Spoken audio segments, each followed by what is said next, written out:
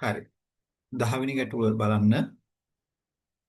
දැන් මේකත් පේපර් එකක දිවිච්ච ගැටලුවක්. දැන් මම කිව්වා මේ මුල් ප්‍රශ්න පහේදී ඔයාලගේ ගණිතමය දැන්ම තමයි බලාපොරොත්තු වෙන්නේ.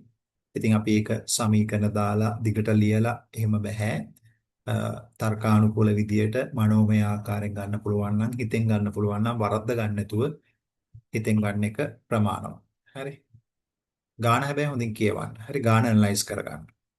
ලෝහුඩු දැන්වීම් තීරයේ දැන්වීම් ප්‍රචාර සඳහා එක්තරා ප්‍රවෘත්තිපත සමාගමක් වචන 20ක් දක්වා එක් වචනයකට රුපියල් 18යි. එන වචන 20ක් දක්වා එක වචනයකට රුපියල් 18 ගාණි ගන්නවා. ඊට වැඩි වෙන ඒ වචනයකට රුපියල් 25 බැගින් අය කරනවා.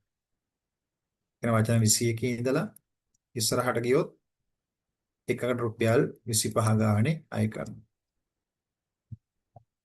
එක්තරා දැන්වීමක වියදම රුපියල් 660ක් වෙලා තියෙනවා. එක්තරා දැන්වීමක වියදම රුපියල් 660ක්. හරි. අපි දන්නේ නැහැ වචන කීයද කියලා. එම දැන්වීමේ වචන කොපමණ ගණනක් තිබෙන්නට ඇද්ද කියලා අපෙන් අහනවා. හරි. දැන්වීමේ වියදම රුපියල් 660යි. අපි මුලින්ම චෙක් කරලා බලමු වචන 20කට එහා ගිහිල්ලාද 20කට වඩා අඩුවෙන්ද වචන තියෙන කියන කාරණේ. හැබැයි ඒක බලන්න ඕනෙත් නෑ දැන් බහුවර්ණ පිළිතුරු ටික දිහා බලනකොට පේනවා මේක වචන 20ට වඩා අඩු වෙන්න බෑ කියන කාරණේ. හරි. ඉතින් අපි දන්නවා වචන 20කට වැය වෙන මුළු ගාණ කියලා කියන්නේ 20 ඒව 18ක්. 18 ඒව දෙකක් කියලා කියන්නේ 36යි. ඒ කියන්නේ රුපියල් 360ක්. රුපියල් 360ක් වැය වෙලා. ඒ කියන්නේ පැහැදිලි වචන 20ට එහා පැත්තේ ගිහිල්ලා. හරි. අපි එතකොට සමස්ත වියදම දන්නවා 660යි.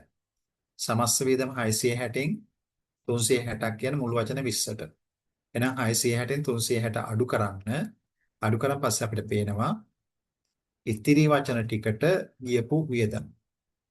මෙතන අඩු කරන් පස්සේ අපිට පේනවා හරියටම 300ක් ඉතිරිනේ. 300ක් ගිහින් තියෙනවා වචන 20න් එහාට ගියපු වචන ටිකට. රුපියල් 300ක් ගිහින් තියෙනවා වචන 20න් එහාට ගියපු වචන ටිකට. එහෙනම් 20න් එහා යන වචන වලට එක වචනේ රුපියල් 25 නිසා මේක 25න් බෙදපු හැටියේ අපිට වචන සංඛ්‍යාව හම්බ වෙනෝනේ 125ව 4යි 4 වරක් 3 12. එන රුපියල් 300ක් හම්බෙන්නේ වචන 25ක් ගිය නිසා 20න් එහා පැත්තට. එහෙනම් මොකද උත්තරේ වෙන්නේ?